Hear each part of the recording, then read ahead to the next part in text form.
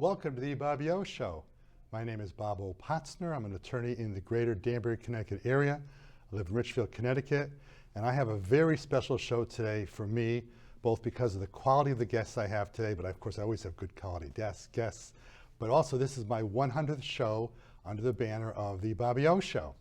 And I did about 100 shows before that under Community Forum and also 30 Minutes, but this is very special to me because I do now, of course, the 1 hour show every week. And before I get to my guest today, I do want to call out a few names of people who have been very instrumental in the show. One is John Gogatino, who was the one who first got me onto this TV gig, and that was when I was a guest on his show. And actually the topic was collaborative divorce, which is something that we're talking about today, but I want to thank John for what he did in that regard. The first director I had was Dave King, who actually the song that you just heard is a song he wrote himself, and we've used that for the show. I also was a guest on the Marty Heiser show in this venue, but I want to thank the people who now are in charge of getting this show well organized. I have my co-directors. Thank you very much to Jonathan Capiello and Candian Tibnez. I have Helen Hedman and Michael Fager, who are also behind the scenes today, right now, and Dan Baker as well. And then also Christina Breton, who did the opening that we have. I want to thank you folks very much for the work you've done for me. I've made 100 shows, perhaps make it to 110, you never know, maybe even do more. Today I have two fantastic guests, as I said. Both of them are excellent attorneys who are involved in what we call in non-adversarial divorces. That could be either collaborative divorce or mediation. And we'll talk about that a little bit later on in the show. And they're members of a group called CCND, which we'll talk about in a few moments as well. But the whole key is to try to help people get divorced in a way that's as non-adversarial as possible. Let me first introduce Deborah Noonan. Deborah, how are you? Good, Bob. How are you? Fine, thank you. How about a little about yourself, please? So I am a divorce attorney, and I've been practicing law, I hate to say it, for a very long time, but I've been doing family law for about 25 years. And about 4 or 5 years into practicing family law, I decided that I was just going to do non-adversarial divorce. So I've been doing mediation and collaborative divorce for the last 24 or 25 years. And I am a longstanding member of CCND, Connecticut Council for Non-Adversarial Divorce, and a past president. And you're also involved in the Darien Divorce Group as well. Yes, I'm also involved in a collaborative group of collaborative practitioners in Darien. Yes. Great, that's great. We're kind of going to come back to you because you mentioned collaborative. There's actually three kind of models we follow in divorce practice. One is the so-called traditional model, one is collaborative, and one is mediation, and we'll distinguish those as we go through the show. Great. Jill Bicks. Hi, Bob. Thank you so much for having me. It's my really pleasure. Fun to be here with you and Deb today. So you want to hear a little bit about my background, I guess? Yes. So I don't know if I could fight Deb to say who's been a lawyer longer, but I haven't always. I have been. Yeah. We've been around for a long time. I started out actually doing litigation at a big corporate law firm in New York City, came to family law after I had children, believe it or not, and worked in New York City and really had a very hard time with the litigation involving children and custody because my kids were really little and it was just so personal for me back then. So I switched over and I started working in the nonprofit world, advocating for children in the foster care system and being their guardian ad litem. What's a guardian ad litem? I mean, I know what it is, but the audience may not know. A guardian ad litem is a person who speaks up and informs the court about what's in the best interests of children. So guardians ad litem are present sometimes in family cases and divorce cases, and they're also present in situations where children are in foster care removed from their parents for abuse and neglect. Different roles. In family law, they typically are lawyers. Sometimes they're therapists. In the child protection system in Connecticut and all over the country, actually, you can have community volunteers do that work. So I supervise community volunteers doing that work in Connecticut. And then I came back into family law, and I started doing litigation for a firm, a big firm in Connecticut, and also knew about collaborative practice and mediation, and really started focusing my practice exclusively on that during the pandemic, actually. And now I'm on my own, in my own firm, only doing non-adversarial divorce. Now, see, I grew up in the traditional model, which means essentially each side has a lawyer. And even though 90% of all cases settle, there's a whole different shtick, whole different feeling, and we'll get about that in a few minutes, when you're doing a case that's collaborative versus one of the traditional models that become settled. However, I have been a convert about 10 years ago, and I got the training. I first met you, Deborah, about 20 years ago when you had you were pregnant with your last child, youngest child, and I've been a convert. I think to me, in my opinion, the best way to go is, unless it doesn't fit the model for the clients in that particular case, is collaborative. I'm a big proponent of collaborative, and we're going to get into that. We've mentioned collaborative. I want to talk about the training for collaborative.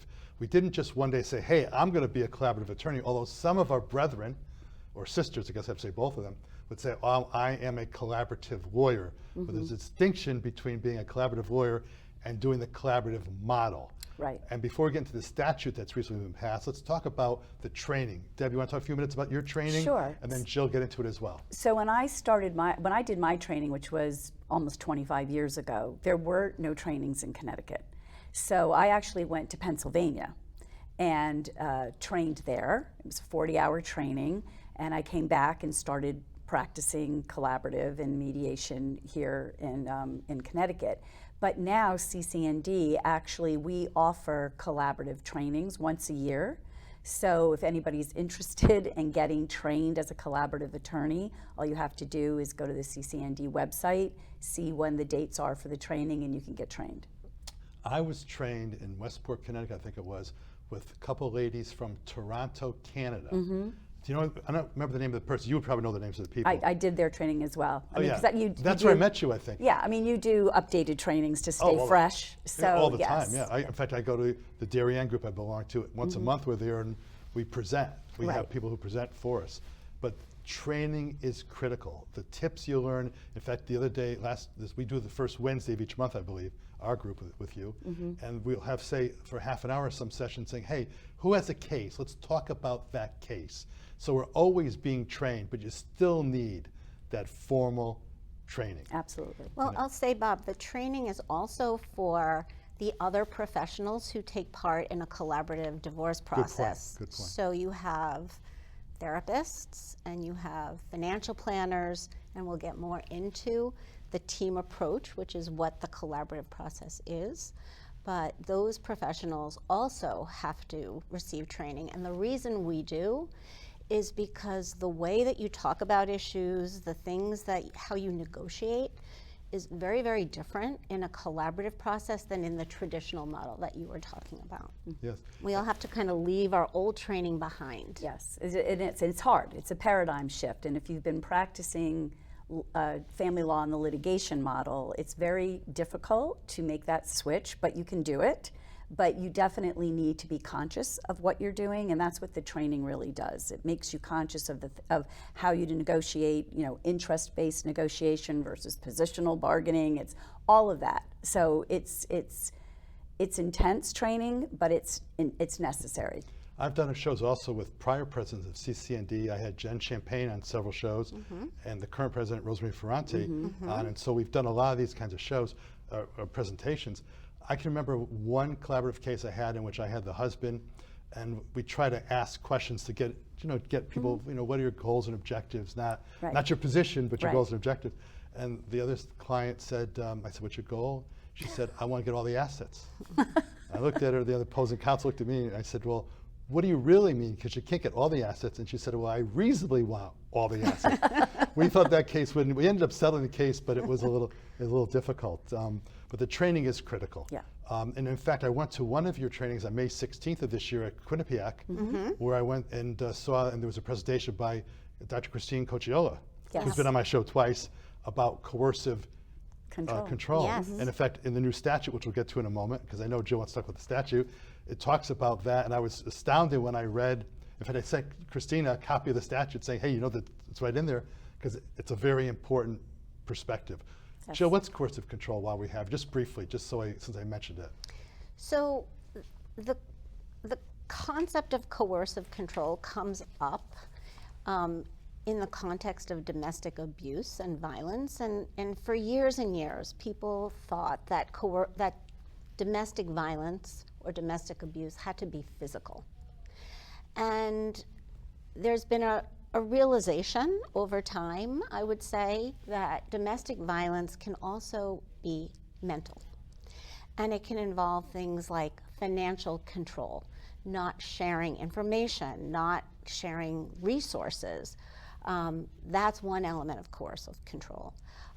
Others could be isolating your spouse in a home.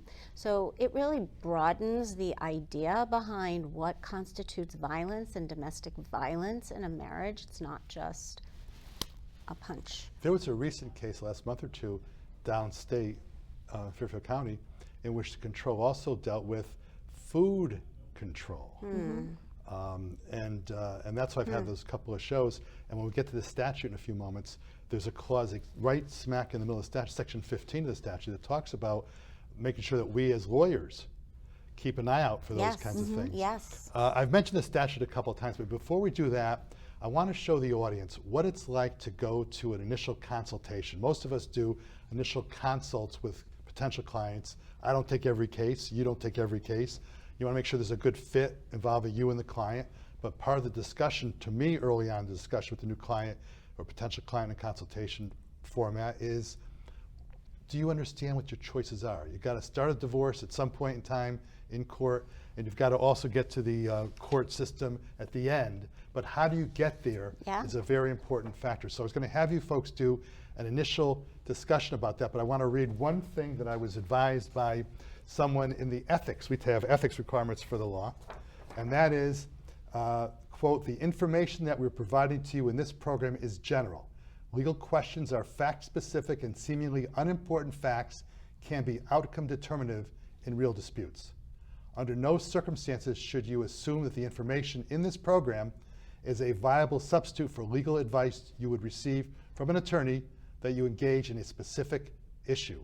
In short, we are providing general information and not legal advice that you can rely upon, unquote. Now, that doesn't mean we're going to give you, in the audience today, ridiculous, not relevant information, but just understand that your facts, and so many phone calls come in from new clients, I have a simple case, no problem, don't worry about it, it'll be fine, right? Those are the words that worry me. So just understand what we're talking about today is our view overall of the law, but it's not necessarily going to be your case. Having said that, protected you ethically from malpractice insurance. Thank you, Bob. You're welcome. Let's talk, who's going to be the lawyer and who's going to be the I think Jill's going to be the lawyer and I'm going to be the client. Okay, so let's listen to see how your discussion would be an initial consultation for what may be a collaborative case. Okay. Deborah, thank you for coming in to see me today. It's nice to meet you. You as well. Let's talk a little bit about, just give me some basic information about your situation, because I want to help you understand that there are a number of ways that you can go through divorce, and it depends on your circumstances which path might be the best one for you. Okay, so I've been married about 20 years, almost 20 years. I have 4 children. I have a daughter who's in elementary school. I have 2 sons who are in middle school, and I have a daughter who's in high school. I have been a stay-at-home mom for the last 15 years. I worked for the first 5 years. And then when I had my second child, we decided that I would stay home. And so I haven't worked outside of the home for 15 years, but I have definitely done, the majority of the child rearing.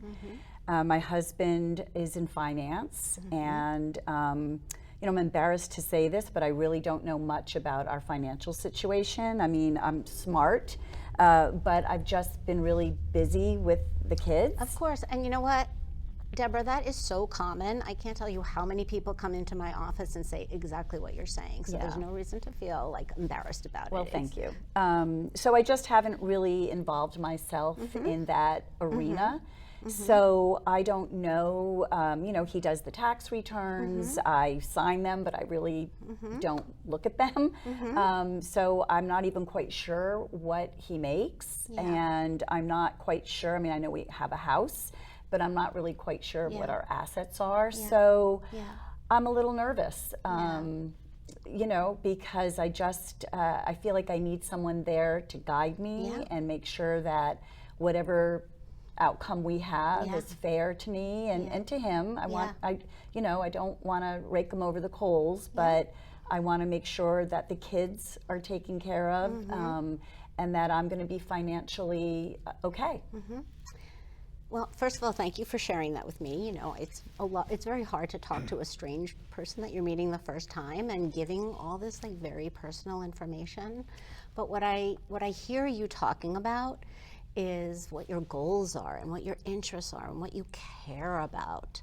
And I think it's really important for you to know that there's more than one way to get divorced. The process of divorce can be so different depending on what path you choose. And personally, my feeling about divorce is, especially for someone like you who has 4 children, your daughter's still pretty young, you're going to be connected with your husband after the divorce forever through your children. You're also going to be connected financially with him. And so a lot of people believe, okay, just have to get to the end of this divorce and then it's over, it's fine. That's not going to be your life. Your life is going to be connected forever with this partner of yours, and your relationship is changing from married people to co-parents. And so, the traditional model of divorce is set up and was set up mostly for people or companies or for strangers, people who don't necessarily have that ongoing connection. And people have heard someone's the plaintiff and someone is the defendant, and you go to court and the judge decides. And that system works in certain cases, but my personal feeling is that it's really terrible for people who are doing what you're doing and having to do, which is separate your family, separate your finances, and figure out how you're going to parent your children together. So there are a couple of other models that some people have heard about and some people haven't heard about. One of them is mediation. Have you heard of mediation? Yes, I have. What do you know of mediation?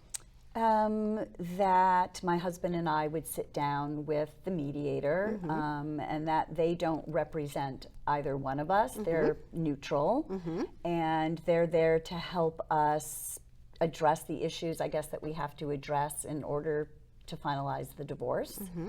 And I have heard that we each should get our own attorney to sort of be there to make sure that we're making good decisions and that we understand what the implications are for those decisions, but that they're not like in the room with us. It's just my husband, me, and the mediator. Yeah. Can I throw a question if I'm a client as well, potential client? Sure. Attorney Bicks, my spouse has told me that if I go for a divorce, he or she is going to keep everything. He's going to be belligerent. It's going to be difficult. I'm afraid to tell him or her that I want to do this process. How do I tell my spouse that I want to A, get a divorce, and B, I want to do it in the quote collaborative model, unquote? How do I handle that? Oh, that's a great question. Am I still in the role as the? We're going to switch roles, but I just want to. Yeah. I want to get that point Yeah. out because it's a question that comes up.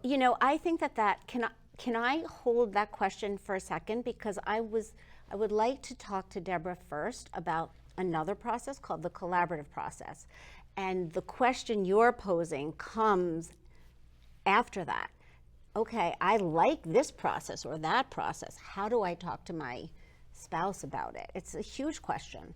But I wanted to, Deborah has a really good understanding of mediation, and some clients do, and some people who walk into my office, you know, kind of have heard about it, don't really know. The downside for mediation could be someone like Deborah who is coming saying, I don't really know the finances and I don't really understand them. And so that's why for her, I would really want to make sure to explain the collaborative process, because that offers a little bit more support than mediation. So let me ask you, Deborah, have you ever heard of the collaborative process? A little bit, but I'm not quite sure I understand. To be honest, I've met with other attorneys, and they'll tell me that, you know, they're collaborative, that they settle most of their cases. So I'm not sure if that's what you mean by collaborative, or if there's actually a process called collaborative. Oh, that is such a good setup, Deborah. Deborah did a good job setting you up. They must have talked a little bit beforehand. Yeah. We didn't actually. No, we didn't, but this is classic. It really is Yeah, classic. the questions you're hearing, folks, are what come up. This is real life. This is what people come into our office asking all the time. And the reality is, as you kind of referenced in the beginning, Bob, is most of these cases settle, meaning that there's an agreement, and people don't, even if you're in a litigation or a traditional process, you come to an agreement. And what we're talking about is, how do you get to that agreement? Right. How do you get there? Which is critical. Right. That's the whole thing. I mean, that is the whole thing. That's because the whole Megillah. Yes, in The fact, whole Megillah. you said 10% of cases don't settle. I've heard I think it's less than that, actually. I think only 2% of cases actually get in front of a judge for a full trial. It's a small percent. Right. It's a very and so small the question percent. is, how do you want to get there? And how are you going to impact upon your family? Yeah. Exactly. And after the trial is over, right?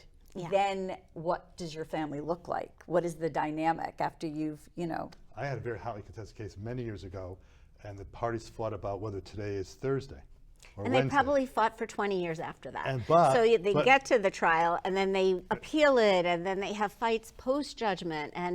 But so Deborah was saying that a lot of attorneys say, I'm collaborative, I settle my cases all the time. And that's true. And I wish the collaborative process had a slightly different name for that reason, because it's not meant to be a collaborative process, meaning an adjective describing a noun. Everybody's nice, we all get along, it's rainbows and unicorns, and it's not. It's hard. No matter what process you're in, it's hard.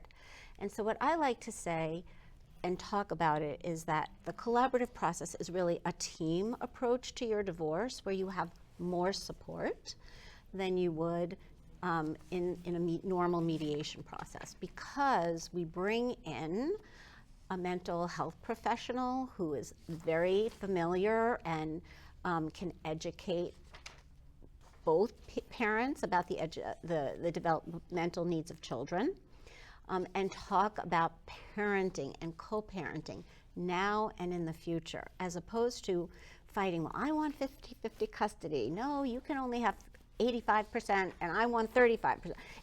It's ridiculous. By the way, that's more than 100%. I know.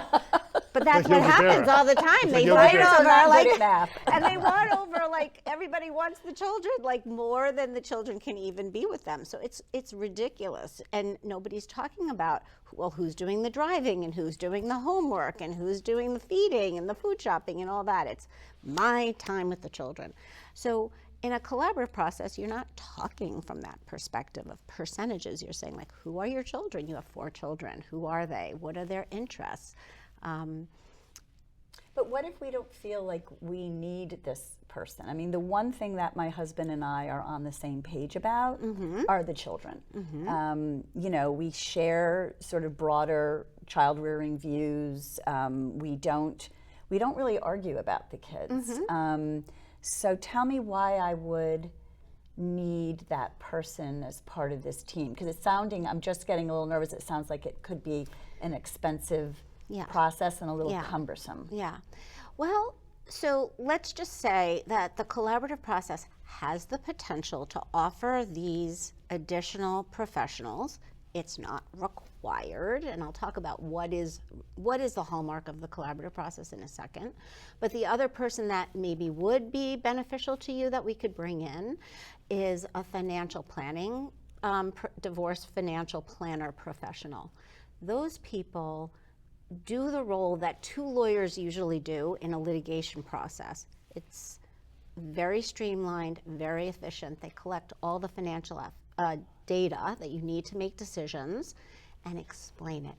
So in a situation, Deborah, back in role, where you are someone who isn't familiar with the finances, or your finances are complicated and you have lots of different kinds of investments that your husband invested in a hedge fund or whatever it might be, you'll get education about what those are. Let me just clarify something, because the audience, you're more sophisticated than some of our viewers will be. In the divorce process, there needs to be an agreement, if you're going to settle it, that the court finds is fair and equitable. And there'll be financial affidavits exchanged by the parties, and so financial information is important to the process, as we all know. Yes. And therefore the question is, how do we as lawyers who are not trained as psychologists to be involving the kids necessarily, or the financial mavens, the most knowledgeable people, and so you need people to help out. And if you talk about the costs that Deborah raised, the issue would be if you have one neutral who truly is neutral and does these analyses, it saves money, and that's where that would come Right. in. I just want to clarify that for And the thank audience. you. And I also just want to clarify too, because we use the term financial planner. So I just want to make it clear that Sure. they're not planning. It's not like when you go to a financial planner and they say you should be putting this much aside for college and this much aside, invest in this stock. It's really a financial sort of analyst advisor who's getting collecting all the financial data, so that then can be presented to both parties to say, here's your financial landscape, and how are the two of you going to divide these things up going For forward? example, let's suppose the wife owns a gas station, and part of the assets in the case are the value of the gas station. Instead of having two people analyzing the value of the gas station, which might be relevant to the divorce process, one person does it, goes through the numbers, and says, here's the true analysis I've made, and then you can discuss that, and that's what you're trying to talk about for those. And notice the wife is one who owned the gas station. Yes, I'm surprised I did notice that. Yes, I'm surprised that you picked a gas station I as don't know. the asset, but okay. I want to. Can I just say one thing? Well, one second. Okay. Because what I don't want to do is to do a monologue of the whole thing. I want to get into different points spread out for the people. Yeah. There's a concept called client-driven and client-focus. Yes. In terms of the collaborative process. Can you talk about that, Jill? Because I think it's important for people to understand. Yes. This is one big difference, I think, in collaborative versus other models. Yeah. But I would like to say one more thing, Bob, because I honestly think this is the most important thing about collaborative. Bingo, go ahead, do it. If you go to a lawyer who says, I'm collaborative, I settle my cases all the time, and if it doesn't settle, we can still go to court. You are not in the collaborative process. Correct. So the most important feature is, yes, you have this team, but just like mediation, you are protected, you should be protected from having the participants, the professionals in your process, then showing up in an adversarial court proceeding. Absolutely. Yeah. So can I just dovetail off of This- that? you should see the three of us were having milkshake at Shake Shack. Yeah. Go ahead. So what Jill is referring to is what we call the disqualification clause. We call it a DQ clause, but it's a disqualification clause that is found in the participation agreement that all these professionals that Jill is talking about, we all sign. The two attorneys, the parties, the financial person, the mental health person, we all sign a participation agreement that not only outlines sort of the protocols, which Jill's going to talk about when she talks about the UCLA, but also says that if the collaborative process breaks down for whatever reason, and the parties decide to leave the process and go on to litigation, that all the professionals are contractually barred from following them into the litigation process. And that disqualification clause is important for two very good reasons. One, it keeps people at the table, right? So you have a very emotional meeting, emotions are high, someone gets angry, they stand up and they say, come on, Jill, we're leaving and we're going to go to court right now and file X, Y, and Z motion. Well, you can't, because you can't take Jill with you. So it sort of makes people think twice before they leave the process, because they know they're going to have to start all over again with new attorneys. And not only do they start over again with new attorneys, but all of the work product that was created during that collaborative process goes away. And the DQ clause, and I don't mean Dairy Queen, the DQ disqualification clause, I would say was probably one of the most controversial aspects, especially when I talk to clients about the collaborative process. Jill and I have had discussions, you and I had discussions about this, and that is that if you're going to, and you mentioned the participation agreement, if you're going to do collaborative, then you have to say the DQ clause is in. But some people say, well, you know, that's not fair, because let's suppose that it's going well in my direction and my spouse doesn't like that, then that spouse can blow up the agreement and we finish, and it could end the collaborative process. And so some people were doing something called cooperative, which was no DQ clause in, but the statute, which is adopted effective October. I'm getting segued into your statute. Well, I'm not done yet with my thought, but go ahead. That's right. You guys can understand. I think I'm the host, okay? Okay. I'm Nicole Wallace here, and you're, Attorney Weissman and whatever. So we only have 5 hours for the show. But that's something that has now been taken care of by the statute we're going to get into. But I want to give you your chance. Go ahead. So I wanted to say that the second reason why the DQ clause is so important is because it affects the tone and tenor for sure of what's happening in the room. If you are sitting at a table with your soon-to-be ex-spouse and their attorney, and you know in the back of your head that there's a slight chance that if this all blows up, we're going to be in litigation, and this attorney may be cross-examining me on the stand, I'm not going to be quite as open, correct, quite as engaged, quite as committed to the process if I know that there is a possibility that that person could become my adversary. And so if you know that they will be disqualified, I think it just brings a different sensibility and a different tone and tenor to I agree with the you in that meetings. regard, but that's like anything in the law. The law is not black and white. It's always gray, and you have to figure out what's the weight and what's the balance. And when I would talk to clients about the DQ clause, I say, look, I think you're better off for the reasons that you mentioned, but it's not black and white. But I want to transition here because we are going to get a few points across, and that is, how do you decide, I'm going to give each of you a minute on this one, how do you decide whether or not a case is one that, I just don't think this is a case that's going to work, or rather you might say, the client doesn't think it's going to work for collaborative. How do I explain to the client that it will work better for their system? So let's go a minute for each of you on that as to how you decide whether a case is one that's collaboratively appropriate and maybe one that's not. So I really feel, and this sort of ties into what you were saying about the difference between client-focused and client-driven. I have to assume that once I've explained the different processes to my client, if they really believe that the collaborative is not the right process for them, I may follow up with some questions and ask why they think that, but at the end of the day, it's their decision.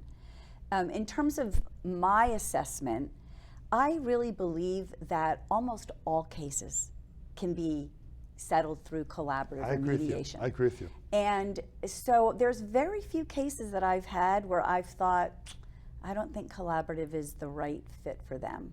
Very, very few.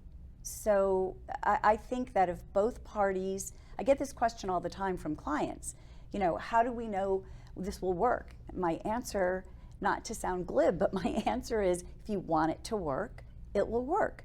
If you are committed to staying out of litigation, if you're committed to being the architect of your own agreement and not having some judge who doesn't know you from Adam make decisions, then the process will work. And by the way, that case I was telling you before about the people who are very difficult, the kids end up going to college way in the West Coast. Because why? They want to get away from it. What are your comments on what Deb just said? Yeah, I completely agree with what Deborah said, completely, and what you said as well. And I think once you educate people about what litigation really is, nobody wants that.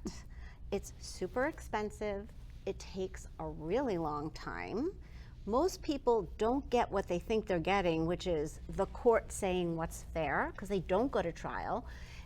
Even in a litigation process, the way settlement comes about is people run out of money. They can't pay their professionals anymore, so they have to settle. They can't afford the trial because they've spent all their money to that point. They don't necessarily get all the information they think they're going to get. In fact, as a litigator, I found it so frustrating that you would have months and months and months of fighting over what documents get produced, and a lot of times they don't even get produced. So there's a lot of magical thinking about what the litigation process is. So when you educate people about what that looks like, most people don't want it. And one of in the collaborative model, there are several experts who get involved, and one is a coach, a mental health professional. And sometimes there's an old book called Getting to Yes, from when we were kids, that book. And sometimes I don't want to give her that. Well, why don't you want to give her that? And it comes out that my grandmother Sadie gave it to me and it's mine. And sometimes if you have in collaborative, it's easier, in my opinion, in a tough case, to get to, well, now I understand why you want it so badly. You know what, now that, sir or ma'am, that you really want it, I'll take this candelabra versus that one. So use them as a professional, even though there's more people involved, perhaps in the collaborative, you may find it more economical because you can help. I've had cases, very difficult cases. I had one particular where a child was, unfortunately died in the marriage. And I brought in Jennifer Champagne. We brought in Jennifer Johnson Hurwitz, was my opposing counsel, very good lawyer. And we brought in Jennifer Champagne, and there were times we just said, Jennifer, take over. Yeah. Jennifer would bring her oranges and her cookies and whatever. And so we as lawyers, and this is the thing that some lawyers, when I first got involved in collaborative, would say, oh my God, we can't do collaborative. It takes away our control.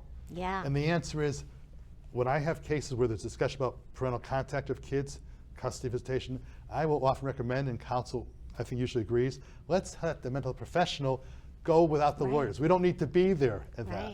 Any comments about anything I just said? You can say yes, no, maybe, whatever.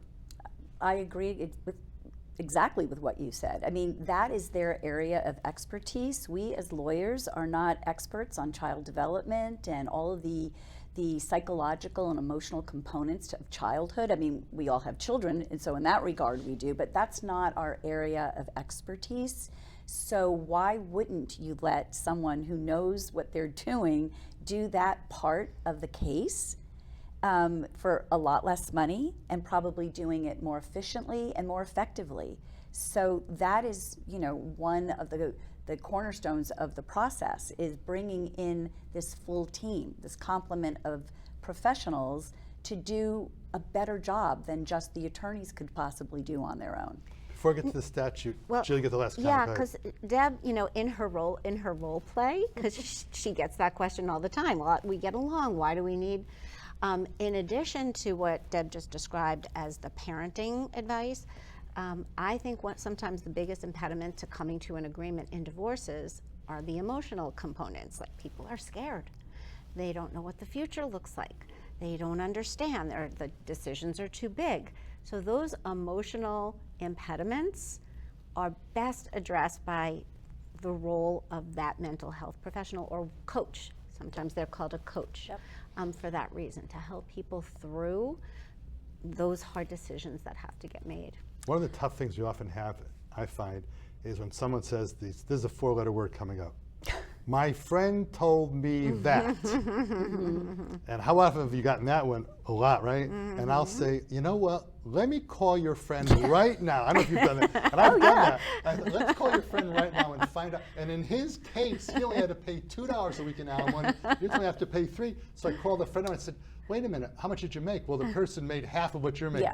But I mean, that's why this kind of process, collaborative model, for example, is better because you can make those phone calls, and I've done those kinds of phone calls.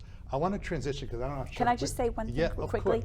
First of all, there's never one thing, but go Yeah, ahead. For any of us, for any of us. the other benefit to having the mental health person is sometimes the lawyers are the problem. Even the collaboratively trained lawyers. I mean, we're human beings. We get into a room, and sometimes you have a wonky meeting. You know, some things just don't feel right. You mean I'm wrong? You know, I mean, there's Yes. a certain dynamic You are right. between the lawyers, and the mental health person keeps you honest. You know, one of the things that Jill didn't get a chance to talk about, because I probably interrupted her, is we sometimes have meetings. The professional team will have a meeting before we have our full team meeting to talk about an agenda and what's going on with any one of the clients, and then we debrief. And sometimes during the debrief, the mental health person can say, yeah, what was going on there between the two of you? Sure. And you have a chance to talk about it, and it rights the ship.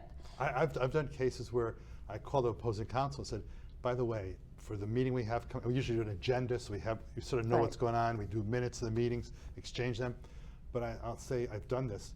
I've got a tough issue to raise on tomorrow's meeting.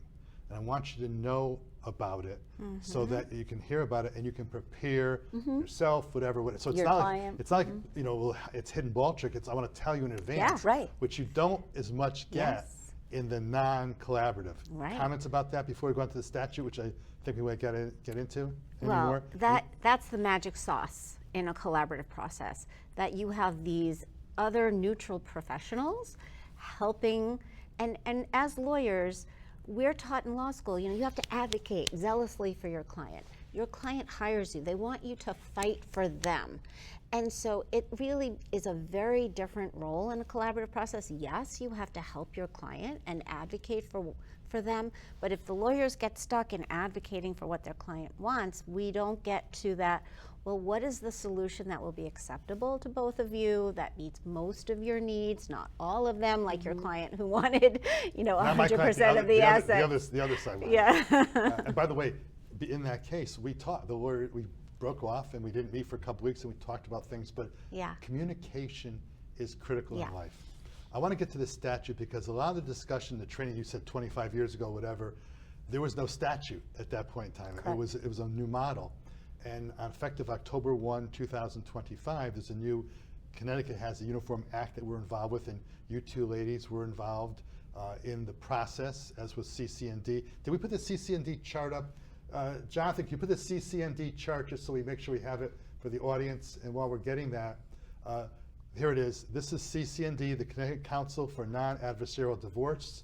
We went to the meeting about a month ago where Sidney Horowitz got the annual, the Lifetime Achievement Award. He was a mental health professional. But you know, in this situation, we need to try to follow the statute now that helps us use the things that the tricks we've had over the years. So I'm going to let Jill go first. Sure. Jill, tell us how procedurally, not the whole spiel. Not the whole spiel. How do we get the statute passed in October, effective October 1, 2025? Well, basically, it took a lot of education and coalition building, and at the end of the day, it was like a 10-year process, I think, At least. of getting all the different organizations, the Bar Association, the different sections within the Bar Association to approve it. The American National Bar Association has approved it. So there was just a lot of work all along to educate the legislators as to why, and lawyers and other members of the community as to why we needed it. And because it was being done, the collaborative process was happening. We didn't have a statute. But what the statute does is it debunks all the myths. You can't call something a collaborative process anymore under the law if you don't sign the disqualification agreement.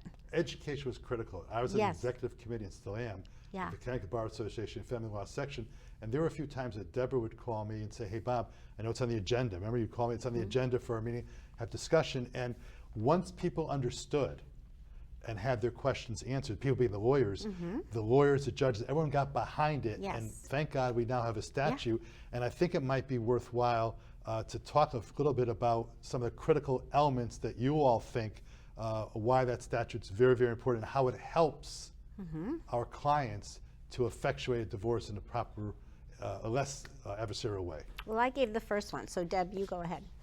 Well, there's a lot of good things about the statute. I think, and Jill and I were talking about this last couple of days ago, that I think it gives legitimacy to the process. So everyone knows about traditional litigation. If you ask people, how do you get divorced, they'll tell you, like what you see in LA law, or, if you've been through a divorce, or your sister or brother, that's what they know. And when you start talking about collaborative divorce, it's sort of like, well, what is that? Is that even a real thing? Is that legitimate? So it helps the consumer, the end user of the process, to have confidence and faith that this is a real process, that there's a statute behind it that delineates what you can and cannot do. And I think that is one of the biggest benefits of having the UCLA.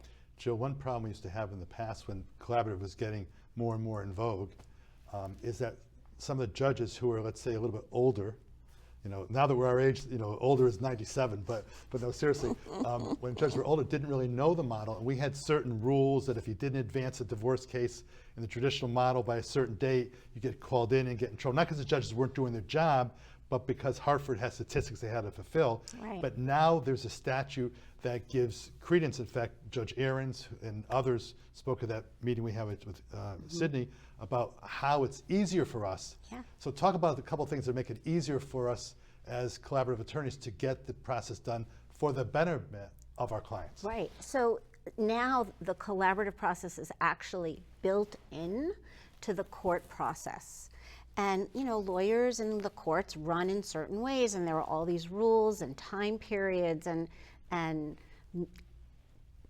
court status conferences and things that the court requires you to do.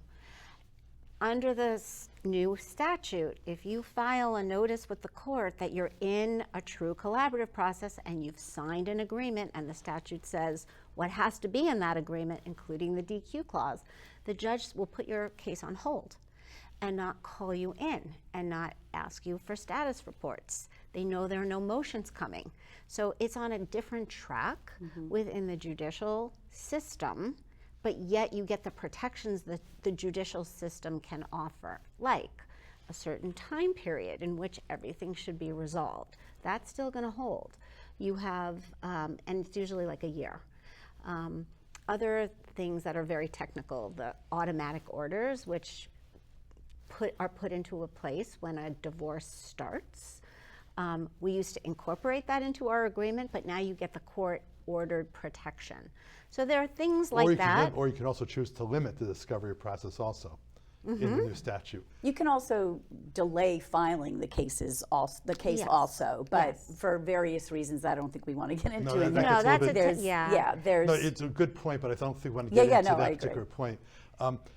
It's just that the statute allows you now to do it, where before it could have been problematic. Can I pick out a couple of sections that I like? Sure. And I'll let you do the same. Yeah. Okay, I'm looking at section 14 of the Public Act, and it talks about that lawyers who are doing collaborative divorces have to provide information to the clients as to why it is they're better off with the risks and rewards of using collaborative process. Talk about that a little bit. I think it's a very important clause because it gives making sure that the clients understand what they're getting and not getting. Who wants to take that one? I'll do it. Okay. Well, I think it's sort of, we've already talked about this, which is you sit down with your client, and when you explain the collaborative process, you have to explain to them that there is the risk that if the collaborative does not work, they have to start all over again with new counsel, and that they lose all the work product that's been created during the collaborative process. That's a big risk. Personally, and I think Jill, you would agree, I have very few collaborative cases that don't make it to the end, but when they do fall apart, that's a risk that the client needs to know, that they could have spent a lot of money, a lot of time, and now they have to start all over again. But I'm going to Jill? say that, that also happens in litigation. Absolutely. I've had a lot of people come to me, I'm not really getting along with my lawyer. We're far down the road, can you take my case? Some people go through their divorce and have, multiple litigation attorneys as well. What I'll do is if someone comes to me as a second opinion, and I've told clients, if you're not sure what I'm saying, go talk to A, B, or C to see if I'm doing it right. But if someone comes to me and says, well, my lawyer's not doing a good job, I'll say, tell me specifically what it is your lawyer is not doing correctly. And I'd say 95% of the time, or close to it, I'll say, you know what, I might do the same thing. And so we as the second lawyer need to discuss Oh, that. yeah, for sure. Another provision, we have only 5 minutes left, believe it or not, in this show. Oh, my gosh. We are going to do another show, right? Not today, but another show. Yes. There's something called coercive control, which we talked about. And in the new statute, my eyes popped out when I read it the first time about the fact that we as lawyers have to be looking to see and make sure that there's not coercive control in the cases, and if there are, we have to take special steps. Jill, you want to talk about that a little bit? Yeah, so, that, I'm so glad you picked that out, because frankly, that should be something every lawyer works through with Amen. their client, Amen. right? And now there's, a law that says, attorneys, you need to screen for this. You need to ask questions about it. You need to understand it and be clear. That doesn't mean you screen a client out because there's domestic violence or coercive control. In my personal opinion, most people in situations like that benefit from the collaborative process and are actually destroyed in a litigation process because the coercive controller in that relationship is in a war and they like that environment, and the person who's controlled tends to be less, energized by conflict. So I think what the statute does is educate professionals generally that this is an issue we have to take seriously and figure out how we're going to deal with it. And your point was well taken, because in fact I said to both of you ladies when we had our prep show, which I always do, and that is, why isn't that provision in the traditional model? And I'm really attuned to it because Dr. Cuccelli, as I said before, I've had her on the show twice about coercive control, and I'm now more attuned to it. I wish I'd been more attuned to it, Sure. but that's where our education is Yeah, involved. yeah. And we have to make sure we understand that.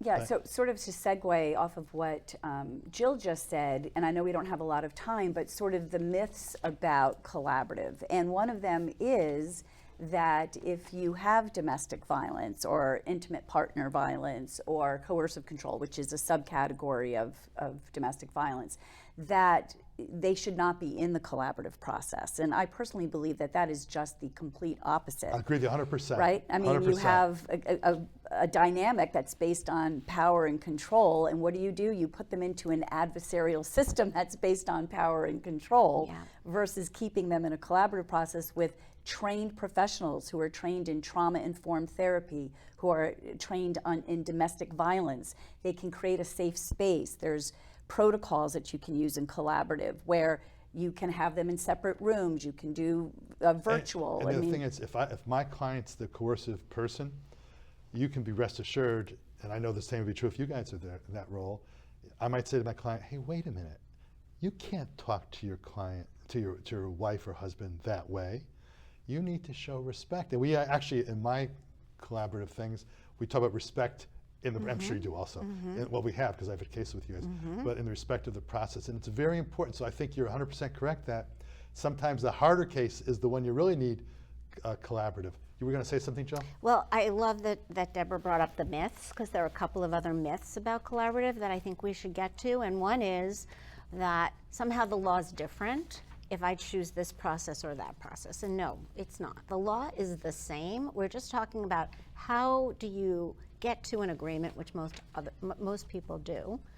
And the other thing which ties into this whole idea of coercive control and domestic violence is people think, well, I can't be in a collaborative process because we're not really collaborative. We don't get along. We're not amicable all the time. And so it's important to understand that you don't have to be amicable all the time. I'm going to give each you guys 30 seconds or 45 seconds, more or less, to give a wrap up of anything you want to say about the collaborative process. We'll start with you, Deb. Sure. Just that now that we have the UCLA and it is, by the legislature, they've got the legislature's blessing, I think people need to look into that process as a very viable alternative to traditional litigation, that it is, you're going to get a team of professionals who are dedicated to helping you shepherd you through a very difficult process, and you're going to end up with a better result. Jill? Yeah, so just piggybacking on that, the result that you end up with is more durable. There are less arguments about it after the fact, and your team can stay in place. Your co-parent counselor can be available after the divorce is over to help with Final thing I want to say to you is Yeah. CCND. How does someone find CCND? Because in CCND, it lists all of our names and what we do. How does someone find CCND? It's gooddivorcect.com. gooddivorcect.com. Right. I want Yeah. to thank these two wonderful ladies for this discussion about the collaborative process, and also I'm honored to have you guys be my 100th show. Congratulations. Yes. This has been Bobo Potzner with wonderful guests, Jill Bicks, Deborah Noonan. Thank you very much. Shalom.